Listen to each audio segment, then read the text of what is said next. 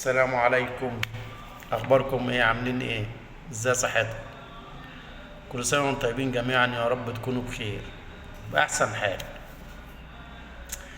انا بصراحه في موضوع عايز اتكلم فيه، بس مش عارف اقول ايه. بجد مش عارف اقول ايه. والله ما عارف. اما الاقي 14 مشاهده و7 لايكات و10 تعليقات، ده يرضيكم؟ ينفع يعني؟ طب انا بعمل لايكات لاي حد، وبدخل عند ناس كتير، وبشترك. يعني في ناس دخلت عندي مش مشتركة. طب ليه ما بتشتركش؟ انا بروح اشترك عندك وبعمل لك لايك وتعليق، ليه ما بتشتركش عندي؟ ليه؟ طب انت عامل تعليق، طب يعني انا سعيد ان انا شفت البصمة بتاعتك، بس لايك طيب. آه آه يعني مشاهدة. انا مش طمعان في حاجة يعني كتير، لان انا بعمل كده. يعني انا دخلت على حد انا معرفوش، شفته بالصدفة في بيت قديم فعلا، عند حد في السويس وعامل منشور. بيت عجبني، انا احب الحاجات اللي هي الاثرية دي بتاع جد مثلا جدودنا.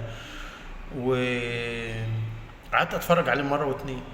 بدخل عند حد بيعمل سمك كده وبيحشيه بطريقة حلوة كده وبتاع، بيعمله بطريقة حلوة، بقعد اتفرج عليه. يعني انا بيعجبني حاجات كده، فيديوهات ممكن اعيدها مرة واتنين وتلاتة واقعد اتفرج عليها. تمام. واغلبيه الفيديوهات انا بعمل فيها كده والله. ليه انتوا طيب يعني مقصرين معايا؟ قولوا لي بقى. قولوا لي بقى يعني. اما الاقي مثلا 14 مشاهده وسبع لايكات و10 تعليقات، طب اللي علق ده ما عملش لايك ليه؟ مش عارف. مستخسر فيها يعني مستخسرين لايك، مستخسرين مشاهده. يعني لما الاقي مثلا بوست عليه مثلا 1000 مشاهده واربع تعليقات، طب علق، تعمل لايك. هل ده يرضيكوا يعني؟ على العموم انا يعني سعيد جدا والله باللي يجي منكم.